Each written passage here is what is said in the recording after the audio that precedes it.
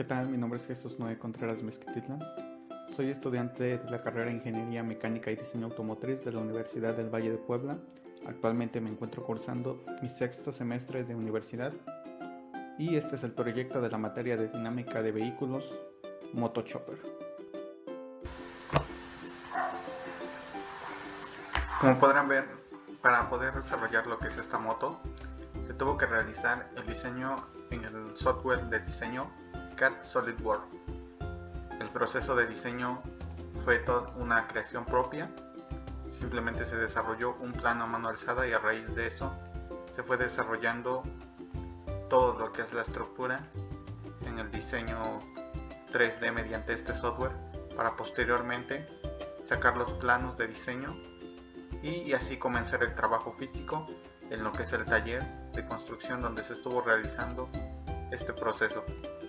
Cabe mencionar que este proceso se realizó 100% de manera autónoma.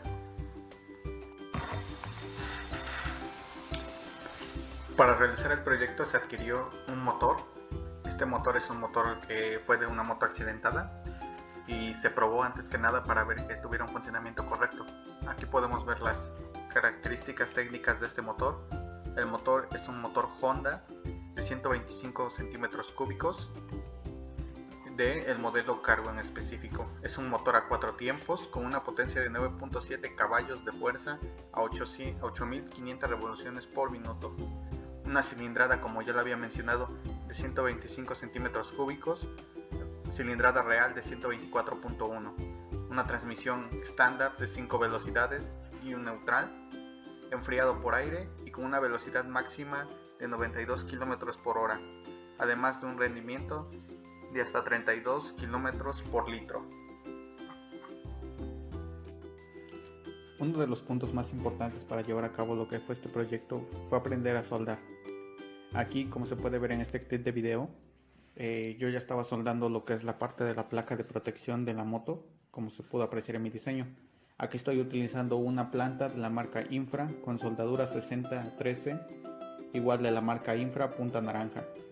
Esta soldadura es de la medida de 1/8 y, como pueden ver, es de electrodo por arco eléctrico.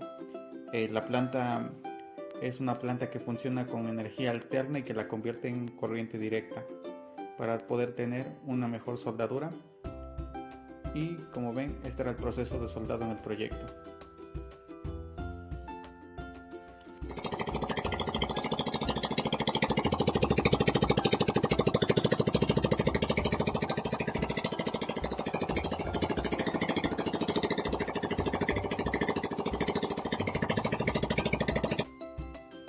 Para poder realizar el encendido de nuestro motor se requieren de 4 componentes claves, los cuales son CDI, carburador, bujía y combustible. El primero de ellos, el CDI, es el encargado de mandar la señal a la bobina de alta tensión para posteriormente ser redirigida a nuestra bujía y realizar el arco eléctrico para encender nuestra mezcla aire-combustible. Este CDI funciona gracias a una pulsación eléctrica que viene desde el interior de nuestro motor por un sensor de efecto Hall, que mediante electromagnetismo crea pulsaciones eléctricas para mandar la señal de encendido de nuestra bujía. El segundo de ellos es un carburador. Este carburador es el dispositivo encargado de regular nuestra mezcla de aire-combustible. Regula la entrada de aire y de combustible dependiendo sea lo que se requiera. Cuenta con unos tornillos de ajuste para regular las estrellas de entrada de ambos fluidos. El tercero de ellos son nuestras bujías. Las bujías son las encargadas de realizar el arco eléctrico para encendido de nuestra mezcla aire-combustible. Y claro, si en el combustible, que en este caso es gasolina, de 92 octanos preferentemente, pues no se puede realizar lo que es este proceso de combustión para transformar esa mezcla química en fuerza mecánica y así poder funcionar nuestro motor.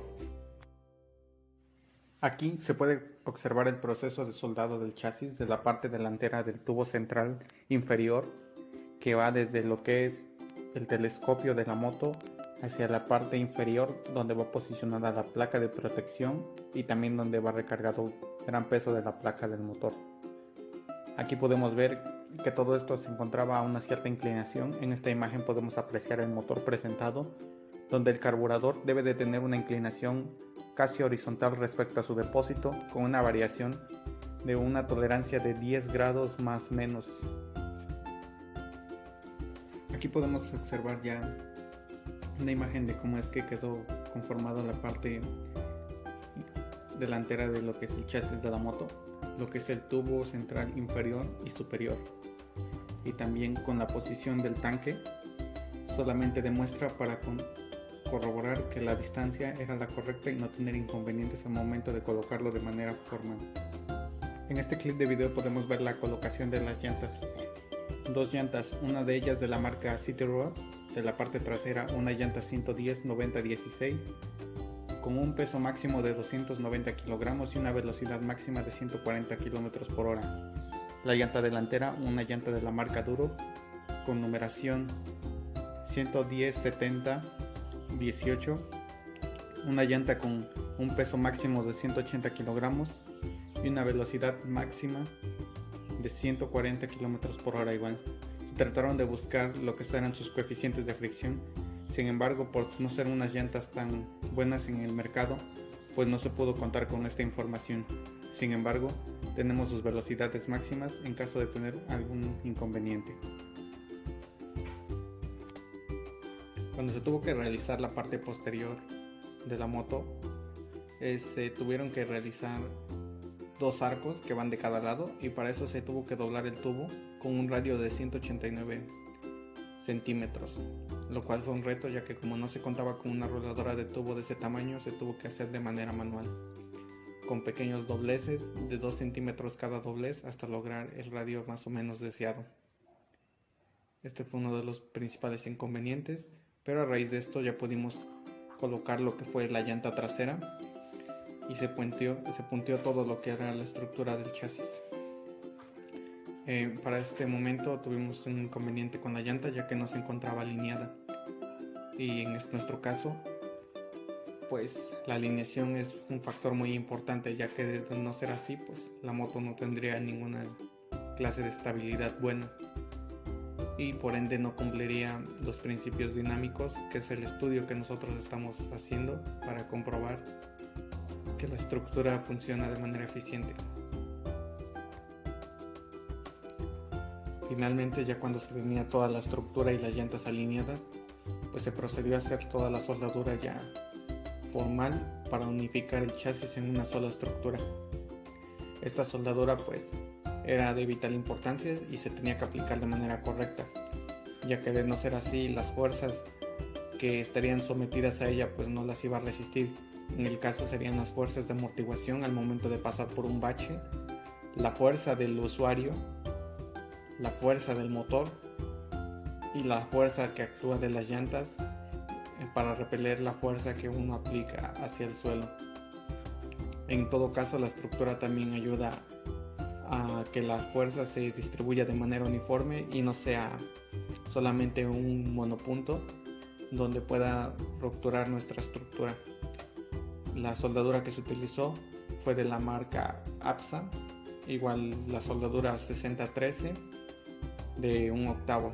Esta soldadura tiene un agarre aproximado de 70 libras por centímetro cúbico. Esto quiere decir que realmente es una soldadura que aguanta muchísimo, y claro, si se aplica un buen cordón de soldadura, de no ser así, pues esta podría tender a romperse. Pero en general el chasis está diseñado para que aguante esas fuerzas de amortiguación y la fuerza del usuario que va a estar ejerciendo cuando ésta esté en conducción.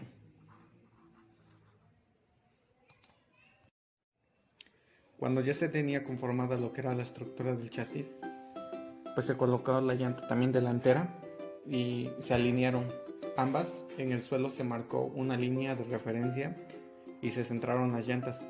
Ahí teníamos el inconveniente de que la llanta delantera se encontraba desfasada hacia el lado derecho por aproximadamente 1,5 centímetros. Lo que se tuvo que hacer fue enderezar el cuadro aplicando un brazo de palanca un poco grande, y así poder alinear el centro de las llantas para que éstas tuvieran estabilidad. También con ayuda de una niveleta se revisó que las llantas estuvieran totalmente de manera vertical, porque de no serlo así pues estas tenderían a tener un movimiento oscilatorio de un lado a otro, y esto ocasionaría poca estabilidad a la hora de la conducción. Por otra parte, el motor, en la posición en la que se colocó, fue vista de manera de que el centro de gravedad quedara lo más en medio posible y lo más abajo posible, para así tener la mayor estabilidad y estar más plantada al suelo. Aquí viene ahora el momento de lo que es el análisis matemático de lo que es la moto tipo chopper. Para realizar estos análisis se realizaron tres tipos de análisis principalmente: un análisis estático a nivel del suelo normal, un análisis estático en una inclinación con pendiente y un análisis dinámico a nivel de piso. Con estos análisis vamos a revisar de manera matemática lo que es el comportamiento de nuestro proyecto. Como primer punto tenemos el análisis estático a nivel del suelo. Para este análisis contamos con parámetros como la masa del cuerpo, la gravedad de la Tierra, la distancia entre eje delantero al centro de gravedad, la distancia del eje trasero al centro de gravedad, altura del piso al centro de gravedad, las fuerzas de la llanta delantera y fuerza de la llanta trasera. Contamos con el siguiente diagrama donde podemos ver estos parámetros y sus direcciones. El análisis nos dice que para que se encuentre en equilibrio estático, las sumatorias de fuerzas en Z deben de ser iguales a 0. Nuestra sumatoria de momentos de igual manera debe de ser a 0. Esto quiere decir que, poniendo esto de una manera más correcta, nuestra sumatoria de fuerzas, que es Fz1 más Fz2 menos la masa por la gravedad, es igual a 0. Para poder calcular Fz1 tenemos la fórmula de masa por gravedad por la distancia A1 sobre A1 más A2, que esta es la distancia del eje trasero al centro de gravedad sobre la distancia total de eje a eje. Para poder calcular Fz2 también contamos con la misma fórmula, solamente cambiamos el parámetro de la distancia del eje, ahora será el eje delantero. Y tenemos la explicación matemática ya con cálculos. Tenemos que la motocicleta pesa 92.59 kilogramos ya con el tanque de combustible lleno. Este tanque de combustible es de 10.3 litros y multiplicando, ya que la densidad de la gasolina es diferente a la del peso normal, esto quiere decir que tiene un peso promedio de 7.59 kilogramos con el tanque lleno. Eso multiplicado por la aceleración, que es de 9.81 metros sobre segundo, por la distancia del eje trasero, que es de 83 centímetros o 0.83 metros, sobre la distancia total de ejes. Eso nos da una fuerza de 465.36 newtons. Y haciendo la misma operación, pero utilizando los parámetros de la otra llanta, contamos con una fuerza de 442.94 newtons. Esto quiere decir que nuestro cuerpo se encuentra en equilibrio estático. Cumpliendo nuestra fórmula que inicialmente contamos, tenemos que 465.36 newtons más 442.94 newtons menos lo que es la masa de 92.56 kilogramos por la aceleración de 9.81, esto es igual a 0. La comprobación también del momento de inercia, ya que queremos saber si nuestra estructura no tiende a una rotación o a un torque. Para hacer esto multiplicamos simplemente lo que son nuestras fuerzas por las distancias hacia el centro de gravedad. Tenemos que 465.36 newtons por una distancia de 0.79 es la fuerza que se encuentra en la llanta delantera. Esto nos genera un torque hacia el lado izquierdo, lo que nos genera un torque positivo. Luego, posteriormente tenemos 442.94 newtons por 0.83 metros. Eso nos genera un torque negativo, ya que es la llanta trasera hacia el centro de gravedad y esta está girando hacia lo que es el lado derecho. Todo esto nos da como resultado 0.01 newtons metro, que es equivalente a 0 newtons, lo que nos comprueba que nuestro sistema está totalmente en el equilibrio de momentos y este no tiende a rotar.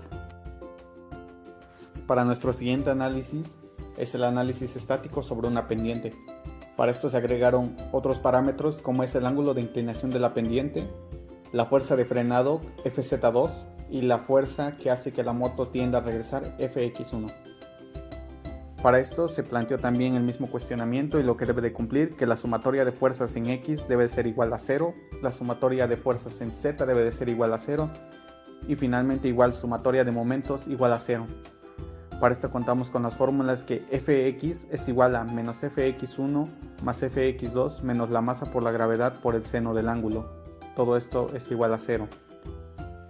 Para calcular nuestra Fz1 contamos con una fórmula que es de masa por gravedad por la distancia del eje trasero al centro de gravedad sobre la distancia total de eje a eje por el coseno del ángulo menos la masa por la gravedad por la altura al centro de gravedad del suelo sobre la distancia de ejes por el seno del ángulo.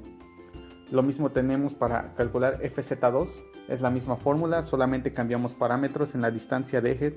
En lugar de utilizar el eje trasero, utilizamos el eje delantero, que es la variable A1. Entonces tenemos que Fx1 más Fx2 es igual a la masa por la gravedad por el seno del ángulo. Con esta fórmula hacemos un pequeño despeje y contamos que Fx1 es igual a la masa por la gravedad por el seno del ángulo sobre Fx2. Para poder realizar lo que es la comprobación matemática real, sustituimos datos y utilizamos la fórmula para Fz1, que es la masa de 92.59 kilogramos por la aceleración de 9.81 metros sobre segundo al cuadrado, por la distancia del eje de 0.83 metros eje trasero sobre la distancia de eje a eje de 1.62 metros por el coseno de ángulo de 30 grados, menos, de nuevo, la masa por la aceleración por la distancia del centro de gravedad hacia el suelo sobre la distancia de eje a eje por el seno del ángulo, nos da una fuerza de 215.191 newtons. Para calcular Fz2 utilizamos exactamente la misma fórmula, solamente cambiamos el signo al momento de volver a calcular lo que es la masa por la aceleración y utilizamos el parámetro de 0.79 metros en la distancia del eje al centro de gravedad. Esto nos da como resultado 571.42 newtons. Entonces, contamos ya con los parámetros de nuestras fuerzas en Z. Para poder calcular nuestras fuerzas en X, contamos con una fórmula despejada que es Fx2, que es igual a la masa por la gravedad por el seno del ángulo. Para encontrar Fx2 sustituimos la masa de 92.59 kilogramos por una aceleración de gravedad de 9.81 metros sobre segundo al cuadrado, menos el seno del ángulo, nos da una fuerza equivalente a 454.15 newtons. Para poder encontrar nuestra Fx1 simplemente despejamos de esta fórmula Fx1 más Fx2 menos la masa por la gravedad por el seno del ángulo es igual a 0. Despejamos Fx1 y tenemos que la masa por la gravedad por el seno del ángulo menos Fx2 es 92.59 kilogramos por 9.81 metros sobre segundos por el seno del ángulo. Esto nos da un resultado equivalente a 456.31 newtons. Con esto comprobamos que nuestro equilibrio se encuentra en equilibrio. Entonces ya pasamos a la siguiente comprobación, que es nuestra sumatoria de momentos, que debe de ser igual a 0. Esto es para corroborar que no exista ningún torque o que la estructura tienda a voltearse. Sumatoria de momentos es igual a las fuerzas por las distancias hacia el centro de gravedad. Contamos con 215.191 newtons por una distancia de 0.79 metros, que es la distancia del eje delantero al centro de gravedad. Esto está girando hacia el lado derecho, lo que nos está dando un torque positivo. Entonces, luego tenemos 571.42 newtons por una distancia de 0.83 metros. Esto nos está generando un torque negativo, menos 456.31 newtons por una distancia de 0.67 metros nos sigue generando un torque negativo, más 454.15 newtons por una distancia de 0.67. Esto, metiéndolo en la calculadora, nos da que la sumatoria de momentos es equivalente a 0, lo que quiere decir que nuestra estructura no tiende a tener momentos, o tiende a tener momentos, pero no se voltea. Finalmente procedemos a lo que es nuestro análisis dinámico. Este análisis ya lleva un poquito más de complejidad, sin embargo el análisis que realizamos fue muy sencillo, de la manera más básica de poder entenderlo. porque conlleva muchos parámetros que todavía no estamos analizando de manera profunda, así que no podría interpretar algo muy formal. Este análisis se caracteriza porque toda la estructura está en movimiento con una velocidad o una aceleración. Utilizamos los mismos parámetros, aquí agregamos el parámetro simplemente de la aceleración y acá para poder realizarlo supusimos una aceleración de 0.876 metros sobre segundo al cuadrado. Contamos con nuestro diagrama, esto es a nivel del suelo.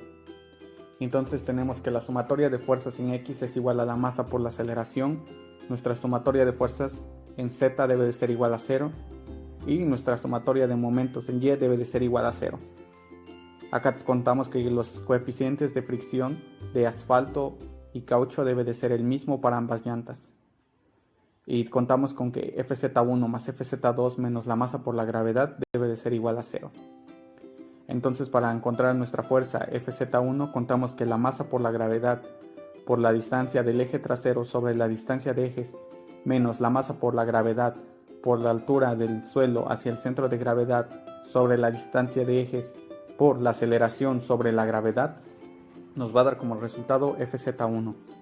Sustituyendo contamos con que 92.59 kilogramos por 9.81 metros sobre segundo al cuadrado multiplicado por la distancia de eje trasero de 0.83 metros sobre la distancia de eje totales de 1.62 metros menos 92.59 kilogramos por la aceleración multiplicado por la distancia del suelo hacia el centro de gravedad sobre la distancia de ejes multiplicado nuevamente eso por la aceleración propuesta sobre la aceleración de la Tierra, contamos con una fuerza de 431 newtons.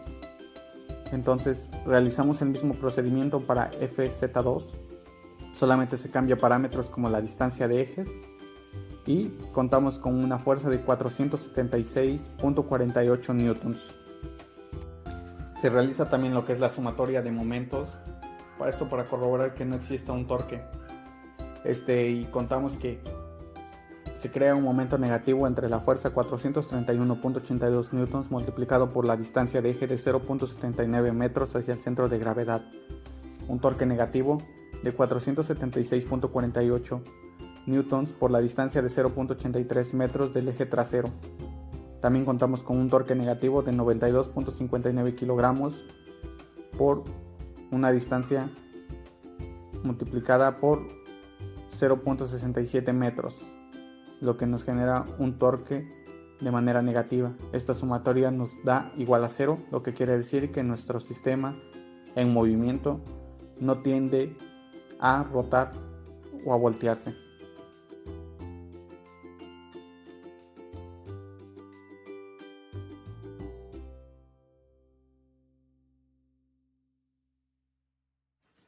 Finalmente aquí tenemos unas imágenes finales de cómo quedó el proyecto. La primera es cuando se encontraba en fase de construcción todavía y la segunda ya es la final. Acá como se puede ver ya contamos con el motor montado, asiento, tanque de combustible, mandos al volante y pues fue todo lo necesario para poder realizar la prueba de funcionamiento que a continuación se mostrará.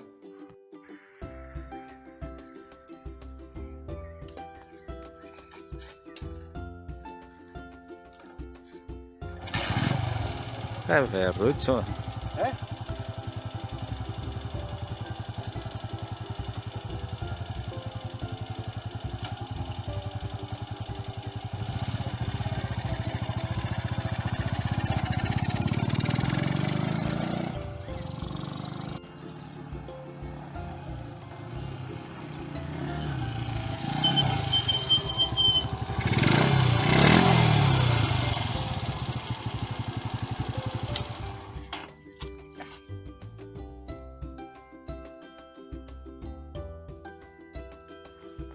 Bueno, este fue el trabajo de dinámica de vehículos con el análisis dinámico de la moto tipo Chopper.